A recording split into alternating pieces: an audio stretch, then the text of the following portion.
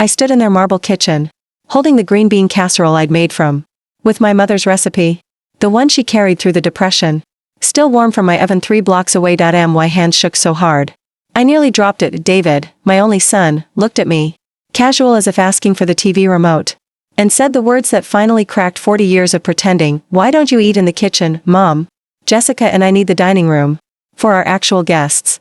Actual guests. I was the woman who worked double shifts at the library, so he could play travel baseball. I was the woman who sold my wedding china to help with their down payment on this very house. I was the woman who had been called Mom for 39 years, and now I was not an actual guest. I set the casserole down, slowly, untied the apron I'd worn since 1983, picked up my purse from the hook by the door, and walked out. I didn't slam the door. I didn't cry. I just left the pumpkin pies cooling on their counter, the cranberry sauce I'd made from scratch, and 23 years of believing love meant making yourself small. My name is Eleanor Grace Thompson, but everyone who ever loved me called me Ellie. I'm 71 years old, widow of 5 years, retired school librarian, and until that Thanksgiving night, I thought I knew exactly what a mother was supposed to be. I thought a mother was someone who always said yes, who never made waves, who ate in the kitchen so everyone else could shine in the dining room. I was wrong. The walk home felt like walking through water. The cold Indiana wind bit my cheeks, but it couldn't touch the ice that had just formed around my heart. I passed the same houses I'd walked past for 35 years, waving at neighbors who used to watch David ride his bike without training wheels. Tonight nobody waved back. Maybe they were all inside, eating with their actual guests. My little brick ranch on Maple Lane was dark when I got home. I turned on only the kitchen light, sat down at my own table, the one Robert and I bought at a garage sale in 1978, and ate a cold turkey sandwich alone, for the first time in 50 years. Thanksgiving tasted like nothing. My phone buzzed. David, Mom, really? You're being dramatic. Come back. I turned the phone face down, and stared at the empty chair across from me, the one Robert used to sit in while he carved the turkey, and told the kids to be grateful for their crazy, loving mother. That night I didn't sleep. I sat in his old recliner, wrapped in the afghan I crocheted while pregnant with David, and finally admitted the truth I'd been swallowing for years. My son had stopped seeing me as a person. A long time ago. It didn't happen on that one Thanksgiving. It had been happening for years. Like a frog in water that never notices the heat rising. After Robert died 5 years ago, David started coming over every Sunday to check on me. At first I loved my boy bringing groceries, fixing the leaky faucet, sitting at my table with coffee. Then the Sundays became every other week, then once a month, then only when something needed doing. The calls changed too. Mom, can you pick Emma up from dance on Thursday? Mom, Jessica's book club is coming. Could you watch Lucas overnight? Mom, we're short on the mortgage this month. Could you? Every time I said yes, because that's what good mothers do. We say yes until there's nothing left of us to give. I became their unpaid nanny, their emergency loan, their built-in house cleaner, and every time I walked into their new 6-bedroom house, the one my savings helped buy, Jessica greeted me with the same tight smile and the same words. Oh good, you're here. Not, hi Mom. Not, we missed you. Just, good, you're here. Like I was the cleaning service that showed up on time. I told myself it was normal. Modern families are busy, kids are expensive. I was helping. That's what grandmothers do. But little things kept cutting. Last Christmas they hung the big family portrait in the foyer. David, Jessica, Emma, Lucas, perfect, smiling, color coordinated. I wasn't in it. When I asked why, Jessica said, we wanted just the immediate family this time. David never looked up from his phone. At Emma's 8th birthday party they sat me at the kids' table, with the paper plates and juice boxes, while the adults drank wine under the chandelier. I helped pay for it. I smiled through all of it, because that's what good mothers do. But Thanksgiving was the first time they said it out loud, the first time they put the truth into words. I was not family. I was staff. That night, after I walked out, I sat in Robert's recliner until the sun came up, and I made myself remember every single time I had disappeared a little more. I remembered selling my mother's diamond earrings to help with their closing costs. I remembered canceling my cruise with the library ladies because the kids needed me. I remembered David rolling his eyes when I asked if I could come to Emma's school play. We already have enough adults, Mom. I remembered the exact moment I stopped being Ellie and started being whatever they needed. At 6:12 a.m., I opened the hall closet, pulled out the big cardboard box labeled important papers, and took out the last thing Robert ever signed before the heart attack. A will dated 3 weeks before he died. He'd made me promise never to tell the kids about the changes until the time felt right. Page 7, paragraph 4. Upon my death, My wife Eleanor Grace Thompson shall have sole discretion to alter trusts, bequests, and beneficiary designations as she deems necessary for her well-being and peace. Robert knew even 5 years ago he saw which way the wind was blowing. He just never thought I'd have the courage to use it. I made 2 phone calls that morning, first to Marlene, my best friend since 1974 and the only person who ever told me the truth. Ellie, she said, it's about damn time. Second to Charles Whitaker, the estate attorney who drafted Robert's will. Charles, I said, voice steady for the first time in years, I'm ready to make some changes. Charles Whitaker's office smelled exactly the same as it had 20 years ago, old paper, lemon polish, and the faint hint of his wife-baked banana bread from the waiting room. He didn't bat an eye when I walked in carrying the big cardboard box. He just pulled out Robert's original will, put on his reading glasses, and said, tell me what you want, Ellie. No judgment, just law. I sat down across from him, folded my hands in my lap so they would stop shaking, and spoke the words I had rehearsed in the mirror all night, everything that was supposed to go straight to David. The house, the lake cabin, the brokerage account, the life insurance proceeds. I wanted all of it moved into 2 separate trusts. Charles raised an eyebrow. Go on. Trust 1, for my daughter Claire in Seattle, immediate access. No restrictions, she gets half the liquid assets and the lake cabin outright. He nodded. Already typing. Trust 2, for David and his family, but he doesn't touch a penny until 3 conditions are met. He and Jessica complete 1 full year of family therapy with a licensed counselor. I approve. Every session documented. Every no-show resets the clock. He writes me a letter every single month for that year, handwritten, mailed, no email, telling me one thing he's grateful for and one way he's working to become a better man. He brings Emma and Lucas to visit me in my home at least 4 times that year. Stays in a hotel, treats me like family, not hired help. Charles looked up. And if he refuses? Then every dollar goes to the Indianapolis Children's Library Foundation and the Indiana Alzheimer's Association in Robert's name. He gets nothing, not 1 red cent. Charles smiled for the first time. That's airtight and deliciously fair. Anything else? Yes.my house on Maple Lane, the one I'm sitting in right now, goes to Claire outright when I pass, but I retain lifetime rights. David is never to have a key again. He printed the new documents. I signed every page with a pen that didn't shake once. When I walked out of that office, the November sky was the color of a robin's egg.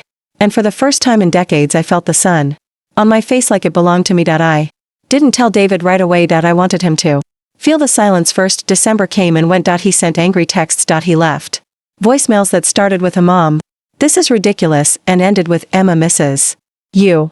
I didn't answer a single one. Instead, I did something I hadn't done since 1985. I lived for me. I signed up for the pottery class at the senior center on Tuesdays. I joined the library book club on Wednesdays, this time as a member, not the librarian. I bought a bright red coat because I'd always wanted one and Robert used to say red was too loud. I started baking again, but only what I wanted, lemon bars, snickerdoodles, banana bread with extra walnuts.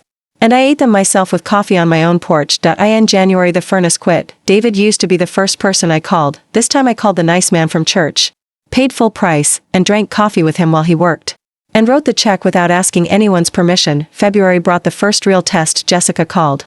Voice syrupy sweet. Margaret, the kids have a half-day Friday. Could you watch them? We have a work thing. I could hear Emma in the background yelling, I want grandma. My heart tugged, but I remembered the word actual. No, thank you, I said politely, I already have plans. Silence. Then, you have plans? Yes, pottery class and lunch with Marlene, maybe. A movie after. Have a lovely weekend. I hung up before she could argue. That night I slept better than I had in years. March brought the second test. David showed up on my doorstep unannounced, holding a bouquet of grocery store roses and looking like a man who hadn't slept. Mom, can we talk? I let him in, offered coffee, sat across from him at my kitchen table. He launched straight in. You're punishing us. You're holding the grandchildren hostage. This isn't the mother I know. I sipped my coffee. The mother you know never said no. I'm someone new. He tried tears. He tried anger. He tried bargaining. I just listened. When he finally ran out of words, I slid the manila envelope across the table. Inside, a copy of the new trust documents. He read them white-faced. 7 figures that were supposed to be his someday. Now locked behind therapy and letters and respect. You can't do this. I already did. This is cruel. No. David, cruel was making your 71-year-old mother eat in the kitchen so your book club friends wouldn't have to look at her. He had no answer for that. He left the roses on the table. They wilted by morning. I threw them in the trash without a second thought. Spring turned into summer. And the silence from David's house was louder than any argument we'd ever had. April, I planted tulips along my front walk for the first time in 15 years, David used to say. Mom, flowers are a waste of money. The tulips came up scarlet and yellow, loud and proud. And every morning I drank my coffee on the porch just to watch them open to the sun. May, Emma's 9th birthday. I mailed a card with a $20 bill and a handwritten note. Happy birthday, sweet girl. Grandma loves you always. You're welcome anytime. No reply, not even a text from Jessica. I cried only once.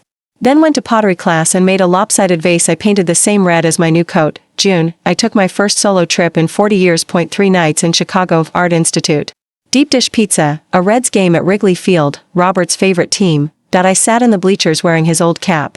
Ate a hot dog with everything on it, and cheered so loud the man beside me bought me a beer. I sent Claire a selfie grinning like a teenager. She texted back, look at my mama go. David never knew I was gone. July, the furnace man became Tom. The widower from church with kind eyes and gentle hands. He started coming for coffee on Sundays after services. We talked about books, grandchildren, losing spouses. And how life can surprise you after 70.1. Sunday he brought me a tiny succulent in a hand-painted pot. I put it on my kitchen windowsill right where the light hits it every morning. David would have rolled his eyes. I smiled every time I watered it. August, the first trust distribution went to Claire $412,000 and the deed to the lake cabin. She called me sobbing happy tears. Mom, I'm buying you the biggest steak dinner in Seattle. We spent a week at the cabin together in September. Just us, no kids, no schedules. We kayaked at sunrise, ate s'mores at midnight, and talked until the stars burned out. I slept in the master bedroom for the first time ever. It felt like coming home to myself. October, 1 year since the Thanksgiving that changed everything. I baked a small turkey breast and my mother's green bean casserole. Just for me. I sat only one place at my table, lit a candle, and thanked God out loud for boundaries, for courage. And for a heart that finally learned to say no. Still no letter from David, not one. November, the second Thanksgiving. I invited Marlene, Tom, and 2 widows from the senior center. We ate in my dining room on my good china. We laughed until we cried telling stories about husbands who snored and children who drove us crazy. At 6:42 p.m. Right when I would have been banished to the playroom last year. My phone buzzed with a text from an unknown number. Mom. It's Jessica. David is in therapy. He's been going alone for 3 months. He's ashamed to tell you. He started the letters, but tears them up every time. He's trying. Please don't give up on him yet. I stared at the screen for a long time, then I typed back. Tell him the mailbox is still here. SOMI. Love doesn't quit, but it also doesn't beg. Ellie. December, Christmas came. I flew to Seattle again. Claire and Sarah decorated a tree that touched the ceiling. We drank eggnog, watched It's a Wonderful Life, and opened presents at midnight. My gift from Claire, a plane ticket to Ireland for next spring. Just you, Mom. No kids, no grandkids, no guilt. You deserve to see the world. I hung the ticket on my refrigerator with a magnet that says, she believed she could, so she did. Back home in Indiana, a plain white envelope finally appeared in my mailbox on December 28th. Return address, inside, 1 sheet of lined paper. Handwriting shaky, month 1. Dear Mom. I don't know how to start this. I'm grateful for the therapist who doesn't let me lie. I'm working on not expecting people to read my mind. I miss you every single day. I'm sorry, David. I read it 10 times. I cried. I put it in the little cedar box on my dresser where I keep the important things. Robert's wedding ring, Claire's first tooth. The ultrasound picture of Emma. January. Letter number 2 arrived on the 14th. Then. Number 3 on the 27th. He never missed again. The letters got longer. Some made me laugh. He burned 3 pots learning to cook. Some made me sob. He wrote about the first time he realized he'd treated me exactly like his father always warned him not to. In letter number 6 he wrote, I finally understand why Dad changed the will. He saw me becoming someone he didn't recognize. Thank you for not letting me stay that person. I started writing back short notes at first, then longer ones. I told him about the tulips, the pottery disasters, the succulent named Hope. I told him I was proud of the man who was finally showing up. April. Letter number 9 included a plane ticket to Seattle and a sticky note. Will you let us take you to dinner when you're here in May? Just family. No actual guests. We'll eat wherever you want, even if it's your kitchen. I laughed so hard I scared the cat. May. They came. David, Jessica, Emma, and Lucas. They stayed in a hotel. We ate in my little dining room on paper plates because I wanted to, not because I had to. Emma showed me the lopsided vase I made in pottery class. Jessica had kept it on their kitchen counter all year. David hugged me so tight I felt his tears on my shoulder. He whispered, I see you now. Mom. I really see you. That night I added a new line to the trust documents, upon successful completion of all conditions. Release full inheritance with love and without resentment. Because some things are more important than money, like a son who finally learns how to love his mother out loud. Part 5 of 6, The Homecoming. That almost didn't happen, 89,214 characters, biggest tearjerker yet. June brought the 12th letter. It was thicker than the others, inside was a single airplane ticket, Indianapolis. Seattle, first class, a hand-drawn card from Emma and Lucas that said, "Grandma, please come see our new treehouse." And 8 pages from David, front and back. He wrote about the night he sat in his car outside my dark house last November. Too ashamed to knock, about the day he found my pottery vase in the cupboard where Jessica had hidden it because it was ugly. About how he cried when he realized even my gifts weren't allowed to take up space in his home. Page 6 made me sit down hard on the kitchen floor. I finally told the therapist. The worst thing I ever said to you, that you should eat in the kitchen because you weren't an actual guest. He asked me to say it out loud 10 times. Why the third time I was vomiting in his trash can. Mom, I hate the man who said that to you. I'm doing everything I can to kill him and never let him speak again. I read the letter twice. Then called Claire. He's ready, I said. She knew exactly what I meant. July 14th. I landed in Seattle. Claire and Sarah picked me up in Sarah's old Subaru. We drove straight to the address David had written on the back of the envelope, a little cedar house on Bainbridge Island. 20-minute ferry ride from downtown. When the car turned into the driveway, they were all waiting on the porch, David, Jessica, Emma, Lucas, and a brand new wooden sign above the door that read, Thompson Family, EST always. Emma reached me first, legs pumping, arms open, Lucas right behind her yelling, "Grandma." Like it was Christmas morning. Jessica hung back, eyes red, until I opened my arms and she fell into them like a child. David stood frozen on the steps, hands clenched at his sides. I walked up the 3 porch steps slowly. He looked 10 years older and 20 years humbler. "Hi. So." That was all it took. He dropped to his knees right there on the porch boards, wrapped his arms around my waist, and sobbed into my stomach like he was 6 years old again and had broken my favorite vase. "I'm sorry. Mom. I'm so sorry. Please forgive me. Please don't leave again." I ran my fingers through his hair, thinner now, just like his father's had been, and said the words I'd waited a lifetime to mean completely. "I never left you, David. I just stopped leaving myself."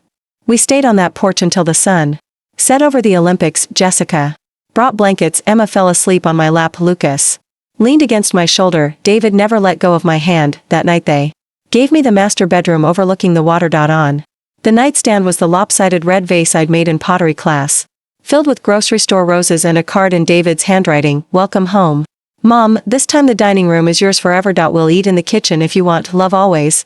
Your son who is finally learning how to be one." The next morning I woke to the smell of burnt toast and little voices whispering. I walked into the kitchen in my robe and found all 4 of them in aprons. David flipping pancakes that looked like amoebas, Jessica cutting strawberries with shaking hands, Emma stirring orange juice with intense concentration, Lucas proudly holding a plate that said, #1grandma, in crooked letters. They had set the entire dining room table for 5. Real plates, cloth napkins, folded like swans. Jessica's doing, in the center. My mother's green bean casserole dish, filled with fresh flowers from their garden. David pulled out the head chair. "Your seat, Mom." Always was. We were just too stupid to know it. We ate pancakes and cried into our coffee and laughed until our sides hurt. After breakfast, David handed me a thick folder. Inside, certificate of completion, 52 weeks family therapy, a stack of 12 letters, everyone numbered and dated. A new will, his and Jessica's, leaving everything to the children with me as sole trustee, because Grandma Ellie is the only person we trust completely. At the bottom was one more document, a quitclaim deed transferring the Bainbridge house into my name alone. Signed by both of them. "We want you to have a home wherever you are," Jessica said quietly, "whether it's here, Indiana, Seattle, or all 3. No more eating in kitchens unless it's your choice." I tried to give it back. They wouldn't take it. That night we all slept under the same roof for the first time in years. I lay awake, listening to the sound of my family breathing down the hall. And I thanked Robert, wherever he was, for giving me the courage to walk out that Thanksgiving, so I could finally be welcomed home the right way. 2 years later. Thanksgiving 2027. The dining room table in the Bainbridge Island house is set for 12. Real china, real crystal, cloth napkins folded into roses. Emma learned from YouTube. My mother's green bean casserole sits in the place of honor, made by 4 pairs of hands, mine, Jessica's, Emma's, and Lucas's. The turkey is golden, the pies are cooling, and every chair has a name card written in David's careful handwriting. Claire flew in from Seattle with Sarah and their new rescue dog, Pickles. Tom, my gentle widower friend from Indiana, sits on my right. Holding my hand under the table like it's the most natural thing in the world. Marlene is here, eyes shining. Whispering, "I told you so." Every 5 minutes, David stands at the head of the table, my old seat, and clears his throat. "Before we eat, I need to say something out loud. Because I never want to forget how close I came to losing all of this." Every head turns. Emma squeezes my fingers. "3 years ago," he begins. Voice cracking, "I told the most important person in this room to eat in the kitchen because she wasn't an actual guest." I said it like it was nothing, like she was nothing. I was wrong. I was cruel. I was blind. He looked straight at me. "Mom. Ellie. You are the heart of this family. You always were. We just forgot how to see you. Thank you for walking out that night. Thank you for refusing to disappear. Thank you for teaching us the hard way what love actually looks like when it stops begging and starts demanding respect." Jessica stands beside him, tears streaming. "Ellie, I was jealous, insecure, and terrified of not being enough. I pushed you into a box labeled helper because I didn't know how to share space with a mother-in-law who was stronger and wiser than I felt. I'm sorry. I love you, and I promise for the rest of my life to make sure you never eat in the kitchen again unless you choose it." Emma jumps up on her chair. "Grandma, I made you a crown." She plops a construction paper crown on my head that says, "World's Best Grandma" in purple glitter. Lucas adds a second one that says Queen Ellie. Everyone laughs through tears. David raises his glass to mom.to second. "Chances we never deserved. To the woman who taught us that real love doesn't shrink. It makes room." We clink glasses. I look around the table at every face I love most in this world. And for the first time in 73 years I know, without a doubt, that I belong exactly where I am. Later, when the dishes are done and the kids are asleep, David finds me on the porch watching the moon on the water. He sits beside me, quiet for a long time. "Mom," he says finally, "I scheduled the last therapy session for next week. Condition officially met. The trust can be dissolved whenever you're ready." I smile into the darkness. "Keep it," I say. "Turn it into college funds for Emma and Lucas. I don't need the money anymore. I have everything I ever wanted right here." He starts to cry again. Soft this time. "I love you, Mom. I'm so proud to be your son." I kiss the top of his head like I did when he was 5. "I love you too, sweetheart, and I'm proud of the man who finally learned how to say it out loud." That night I fall asleep in the master bedroom. Window open to the salt air, Tom's arm around me. Claire's laughter drifting from the living room. Emma and Lucas's footsteps running overhead in their dreams, and I know, deep in my bones, that sometimes the bravest thing a mother can do is walk out the door, so her children finally learn how to open it the right way. If this story touched your heart the way it touched mine, please hit like, subscribe, and tap that little bell so we can sit together again soon. And tell me in the comments, where in the world are you watching from tonight? I read every single one, and I can't wait to see your town light up my screen. God bless you, dear friend. Now go call someone you love, and make sure they never have to eat in the kitchen alone.